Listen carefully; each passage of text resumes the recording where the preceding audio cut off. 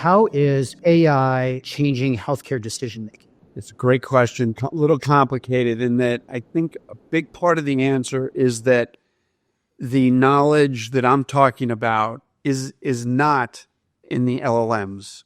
So what AI does extremely well in your example of access and people having access to asking those questions, they're asking it in front of the firewall, if you will.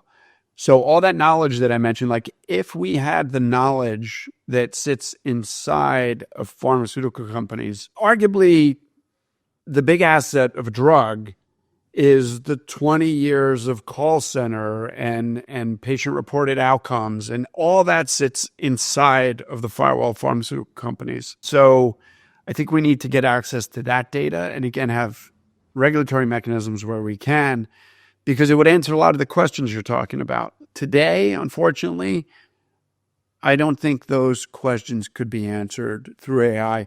Where AI is really being helpful in all this is the traditional science part of it, like looking at it all, creating all the knowledge graphs with drugs and mechanisms of actions and what they call a pathway, how effective a drug is with the clinical pathway that it has, its gene expression and all the other things. So that's very valuable, but that's more for deep researchers and organizations like Every Cure that are doing incredible work on identifying new drug repurposing candidates. But they're starting from scratch. We don't have to start from scratch. We have all this incredible knowledge that AI could process if we were able to make it available into LLMs. So it's interesting when you talk about that. One of the things we worked on together in a previous project we were working on, right, was really guidelines and evidence generation. So how do we look at, right, looking overall at healthcare guidelines, right, and what are the best practices for care?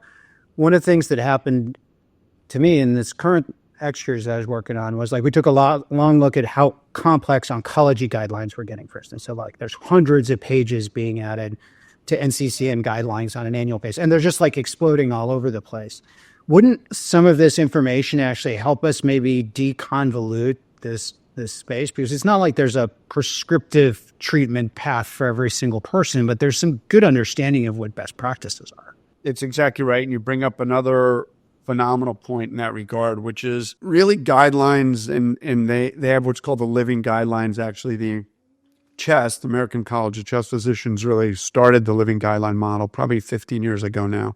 And we did a lot of work in our prior company, Dr. Evidence, on this, where we made dynamic guidelines that got updated with clinical evidence. This is where AI could be really, really effective. Guidelines should be tailored for the individual.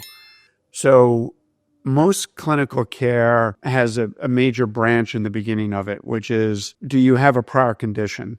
Or do you have an at-risk condition? So do you have like a family history of risk for what you're being treated for? And that's where AI could really be effective, is it could literally read your patient chart on the fly, look at the clinical evidence that exists. If you added the firewall issue I mentioned, you don't even need that for that, because we have a ton of amazing data in published clinical evidence, right? Which I really haven't talked about and given respect to.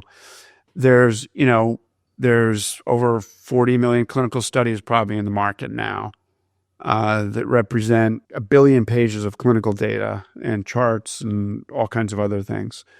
So table data that's really, really relevant for this stuff. So you can actually read that today, and you can create a dynamic guideline for individual patients. By the way, if you do this, you would save tons of money because, for instance, in the US, we end up doing the right thing, but we don't do it in what's called the earliest instance of care. So systems like in the UK, NICE, they work really hard to make sure they're covering the right treatment on their reimbursement protocols in the earliest instance of care, because they know they're going to have to pay for it eventually. In the US, that's not exactly the case because you have patient churn from insurance plan to insurance plan.